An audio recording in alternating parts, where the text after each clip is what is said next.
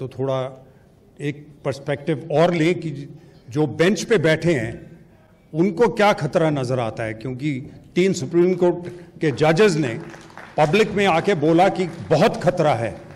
सिर्फ हम नहीं कह रहे खतरा है, ये तो रोज न्याय करते हैं, they impart justice on a daily basis. Do they feel there is a danger to Indian democracy and constitution? जज साहब आइए।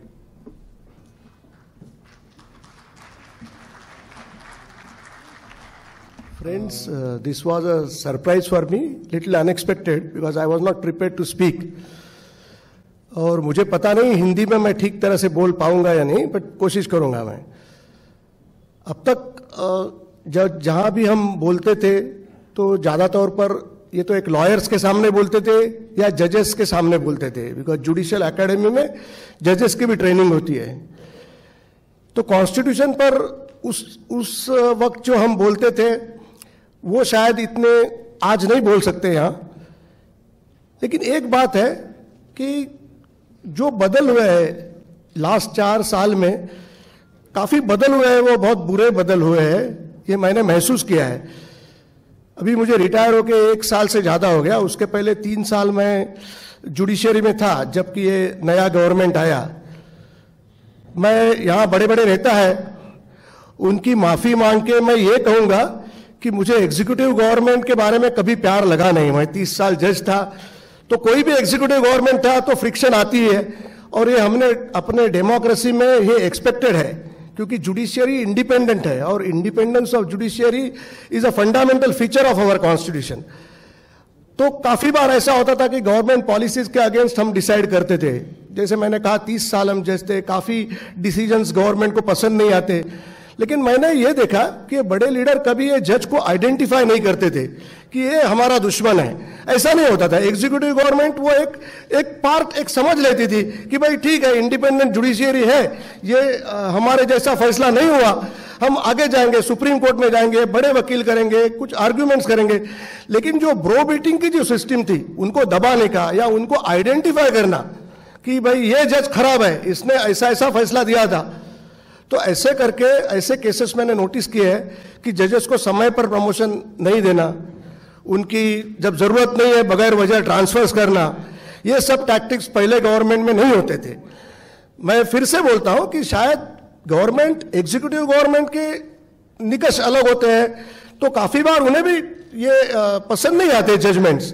और मैं ये नहीं कहता कि हर बार वही गलत रहते, लेकिन निकष गलत जाने के बाद उनको बुरा तो जरूर लगता होगा, लेकिन वो खिलाफ उनके जाते नहीं थे, क्योंकि ये जो समझते थे कि इंडिपेंडेंस ऑफ जुडिशियरी ये जुडिशियरी की नीड नहीं है, ये सब सिटीजन्स की नीड है।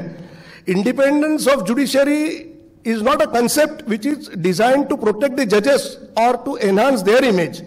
ये इंडिपेंडेंस इसलिए है कि हमको सबको जरूरत है, इवन पॉलिटिशियंस को भी जरूरत है, क्योंकि वो भी तकलीफ में आते हैं, उनके भी दुश्मन होते हैं, और जब तकलीफ में आता है आदमी तो उसका लास्ट रिसोर्ट जुडिशियरी रहती है। और जुडिशियरी ये पार्टी के आइडियोलॉजी से काम नहीं करती, वो तो कॉन्स्टिट्यूशन से लॉयल्टी रखती है। तो ये मैंने महसूस किया है, ज्यादा समय मैं नहीं लूंगा, लेकिन मैं कभी पॉलिटिकल पार्टी से कोई एफिलेटेड नहीं था। मैं ये सोशल मंच पर भी मैं एक्टिव नहीं था, क्योंकि 30 साल जजेस थे, हम तो कांटेक्ट अवॉइड करते थे, मतलब फोन नंबर्स भी हमारे हम कभी देते नहीं थे। मुझे ये जरूरत महसूस हुई इसलिए कि मैंने देखा कि ये बहुत ही खतरा बढ़ रहा है। जजेस डरते हैं, एक पर्टिकुलर डिसीजन देने से डरते हैं, जो सीधा साफ दिख रहा है, जिसमें लीगल एक ही सॉल्यूशन है, वो भी नहीं हो पा रहा है। जिसमें स्ट्रांग एविडेंस है, ऐसे केसेस में डिस्चार्ज किया जा रहा है, और ये उसके लिए कोई बहस भी नहीं करता। जब मैंने एक केस के बारे में ऐसा बताया था, और मैंने ये बताया था कि मैं पब्लिक प्लेटफॉर्म पर डिबेट के लिए तैयार हूं, और अगर मैं हार गया तो मैं माफी मांग लूंगा, उसके बाद उसका कोई कॉग्निजेंस भी नहीं रहता।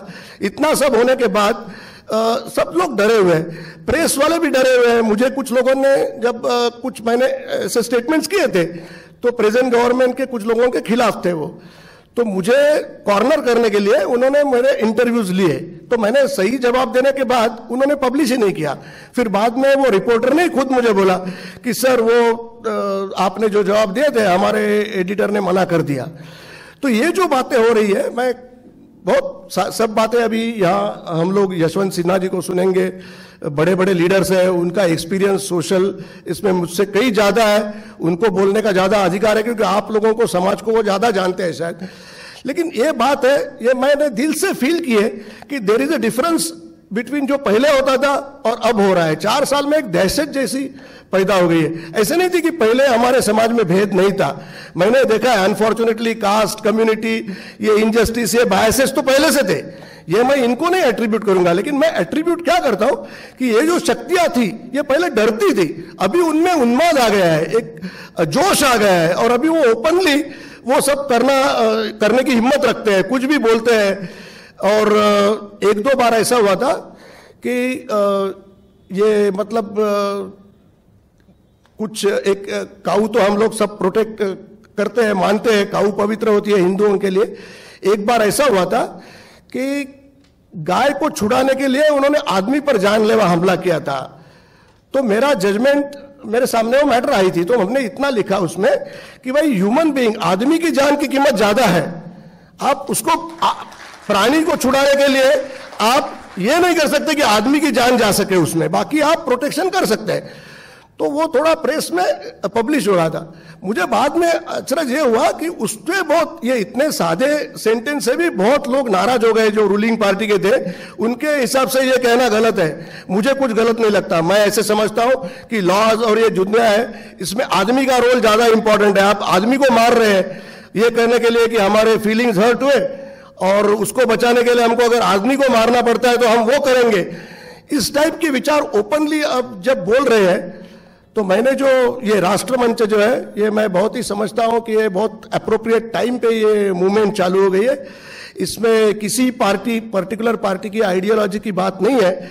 आज जो खतरा है, मुझे तो ऐसा लगता है, मैं, ये तो बड़े लीडर्स है, वो ज्यादा जानते हैं, मुझे तो लगता है कि जो संविधान के प्रति श्रद्धा रखते हैं, ऐसी सभी पार्टियों ने अभी साथ में आने की जरूरत है। और अभी ये एक एजेंडा होना चाहिए कि ये जो प्रवृत्ति है, जो ये कास्ट के बेसिस पर कम्युनलिज्म जो बढ़ा रहे हैं, उसके बेसिस पर जो पोलराइजेशन कर रहे हैं, उसके लिए फॉल्स एग्रेसिव नेशनलिज्म क्रिएट कर रहे हैं। अगर गवर्नमेंट के खिलाफ बोलो तो आप एंटी नेशनल हो गए इमीडिएटली, आप के ऊपर सस्पिशियस ये करो, सोशल मीडिया उनको हायर करके किसी एक के पीछे पड़ जाओ।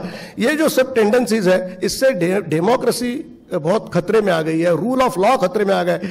जब अगर जजेस डरते हैं कि क्या होगा, अगर ये बात है तो कोई भी आदमी सेफ नहीं रहेगा। और ये राष्ट्रमंच जैसी संगठन है, ये मैं हर बार यहाँ आया हूँ और मुझे ऐसा लगता है कि ये बहुत ही इंपॉर्टेंट स्टेप है। इसमें कोई पार्टी का सवाल नहीं है, बट जो अपने देश की ये जो वैधानिक मूल्य है, द कॉन्स्टिट्यूशनल प्रिंसिपल्स है, उनको प्रोटेक्ट करने के लिए ऐसे फोरम की बहुत जरूरत है। और मैं सब उनको बेस्ट विशेस देता हूं, और आप सबसे ही उम्मीद करता हूं कि ये जुल्म सहन मत कीजिए, डरिए मत और आवाज उठाइए। Thank you very much. जय हिंद।